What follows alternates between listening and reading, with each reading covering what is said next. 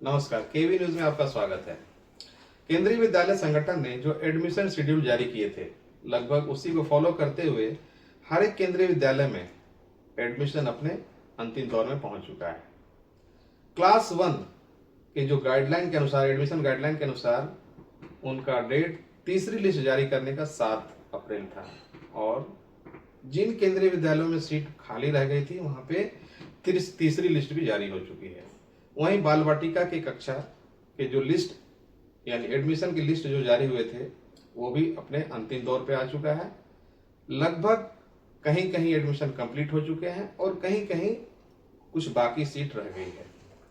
अगर आप इस चैनल में पहली बार आए हैं तो आप उसे अवश्य सब्सक्राइब कर लें ताकि केंद्रीय विद्यालय संगठन की तरफ से किसी प्रकार को नामांकन को लेकर या फिर केंद्रीय विद्यालय में भर्ती को लेकर के कुछ भी सूचना आती है तो आपको इस चैनल के माध्यम से बताया जाता है।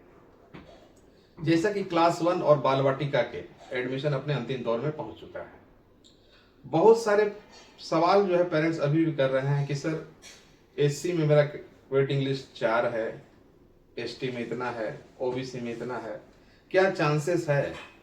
अब यहाँ पे आप अभिभावकों के लिए एक महत्वपूर्ण सेक्शन ये है, आप इसे अवश्य सुने और समझे। इसमें यानी जिन केंद्रीय विद्यालयों में अपने 40 सीट पूरा कर लिया है, यानी एडमिशन में 40 स्टूडेंट का एडमिशन हो चुका है, इसके बाद हर एक केंद्रीय विद्यालय कैलकुलेट करता है कि जो गाइडलाइन के अनुसार जो रिजर्वेशन है, यानी जो 15% एससी का है, क्या वो उतने सीट में एससी के कैटेगरी की जो एडमिशन हुए हैं या नहीं, एसटी के 7.5% है, क्या वो हुए हैं कि नहीं, ओबीसी के 27% है, वो हुए हैं कि नहीं। कैलकुलेट करने के बाद देखा जाता है शॉर्टफॉल, यानी पता चल रहा है कि जो जहां पे मान लीजिए 40 बच्चे का एडमिशन एक सेक्शन में हो रहा है, अगर 6 बच्चे का नामांकन एससी कैटेगरी में नहीं हुआ है तो वो एससी के लिस्ट से जितने घट रहे हैं उतने वेटिंग लिस्ट निकालेंगे। उसी प्रकार एसटी का भी है, अगर कोटा अगर उनका पूरा नहीं हो पा रहा तो वो एसटी के लिस्ट से लेंगे और सेम यही प्रोसेस ओबीसी कैटेगरी से है। यानी जो ओबीसी के लिस्ट बने हुए हैं, अगर जो शॉर्टफॉल है, शॉर्टफॉल का मतलब है कि जो 40 एडमिशन हुए हैं उसमें कितने के जो रिजर्वेशन है क्या उसको वो फुलफिल कर पा रहा है कि नहीं, जितने नंबर होने चाहिए उतने हैं या नहीं।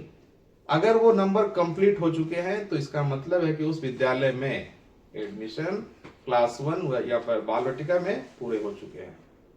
बहुत सारे केंद्रीय विद्यालय में जो शॉर्टफॉल है उनके कारण एससी कैटेगरी, एसटी कैटेगरी या फिर ओबीसी एनसीएल में जो वेटिंग लिस्ट है 1 2 3 4 जो भी जितना भी सीट बच रहा होगा उनको कॉल जाएगा। इसलिए जो इन रिजर्वेशन कैटेगरी में आते हैं उनके अभी भी चांसेस है।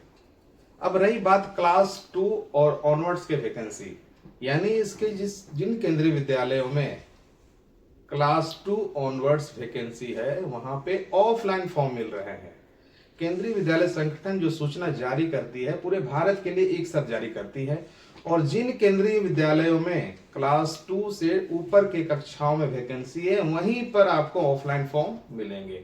ऐसा नहीं है कि आप किसी भी केंद्रीय विद्यालय में जाएं और आपको वहां फॉर्म मिल जाएगा, क्योंकि जहां पे रिक्तियां बन रही है उन्हीं केंद्रीय विद्यालयों में आपको ऑफलाइन फॉर्म मिलेंगे। और ये ऑफलाइन फॉर्म मिलने की अंतिम तिथि और जमा करने की तिथि जो है वो है 11 अप्रैल 2025। यानी अभी भी कोई जो अभिभावक अपने बच्चे का नामांकन 2 3 4 5 ऑनवर्ड्स में कराना चाहते हैं और उस केंद्रीय विद्यालय में रिक्तियां हैं तो उनके लिए अभी समय 1-2 दिन का बचा हुआ है, आप जाकर के फॉर्म प्राप्त कर सकते हैं। अब हम बात करते हैं कि इस चैनल के माध्यम से कितने लोगों को फायदा मिला है, कितने लोग फॉर्म सही भर पाए हैं। 1-2 अभिभावक ने मेरे पास वीडियो भी भेजा है कि सर आपके कारण, आपके चैनल के कारण हमारे बच्चे का नामांकन हो पाया।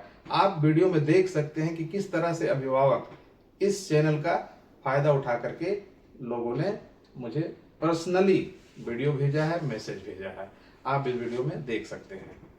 सर, मेरा नाम राकेश कुमार शर्मा है। मैं एक बच्चे का अभिभावक हूँ। आज मैं बेहद खुश हूँ क्योंकि आज मेरी बच्ची का केंद्रीय विद्यालय में कक्षा 1 में एडमिशन हुआ है। इसका सबसे ज़्यादा शुक्रगुजार मैं यूट्यूब चैनल केवी न्यूज़ का हूँ, जिनमें अंसारी सर ने तथा श्रीवास्तव सर ने बहुत अच्छे से और सहज ढंग से उन्होंने समझाया और बताया, हर चीज़ों को बारीकी से समझाया कि आरटी के तहत कैसे एडमिशन होना है, कौन सा कैटेगरी में कितना रिजर्वेशन होता है और हर बच्चे का जो एडमिशन का क्राइटेरिया क्या है वो अच्छे से उन्होंने बतलाया। साथ ही साथ उन्होंने ये भी समझाया कि हर बच्चे का जो कैटेगरी वाइज एडमिशन होता है उसमें कितने बच्चे का रिजर्वेशन कितना होता है, लॉटरी कितने चरणों में की जाती है। और मैं आशा करूंगा कि इसी तरह एक प्रेरणादायक के रूप में आप वीडियो बनाते रहें, जिससे कि हजारों अभिभावक का इससे फ़ायदा होता रहे। मैं चंदन महल केवी न्यूज के माध्यम से मुझे बहुत सारी जानकारियां हासिल हुई, जिसके वजह से मैं अपने बच्चे का फॉर्म भरा और उस फॉर्म को सिलेक्ट हुआ और सिलेक्ट होने के बाद मेरे बच्चे का एडमिशन हुआ। तो इसके लिए मैं केवी न्यूज को बहुत बहुत धन्यवाद देता हूं। अगर आप भी इस चैनल के साथ अभी तक नहीं जुड़ पाए हैं तो आप इसे अवश्य सब्सक्राइब कर ले, ताकि केंद्रीय विद्यालय संगठन की तरफ से हर एक वर्ष एडमिशन की प्रक्रिया जारी होती है। आपको इस चैनल के माध्यम से बहुत सारे पॉइंट ऐसे होते हैं जो आपको समझ में नहीं आता है, आपको इस चैनल मदद करता है, आपको बताता है। और इसमें आपको जो मिस्टेक्स करते हैं लोग फॉर्म, इस साल भी देखा गया बहुत सारे फॉर्म रिजेक्ट हो गए हैं, बहुत सारे फॉर्म गलत भरे गए ड्यू टू जानकारी नहीं होने के कारण। बहुत सारे अभिभावक अपनी कैटेगरी गलत भर दिए हैं, बहुत सारे फॉर्म जो है इनकम्प्लीट रह गए हैं। इस तरह की गलती आप ना करें और फ्यूचर में अगर आप केंद्रीय विद्यालय संगठन में अपने बच्चे का नामांकन कराना चाहते हैं तो आप इस चैनल के साथ जुड़े रहेंगे तो आपको बहुत सारी जानकारी प्राप्त होगी।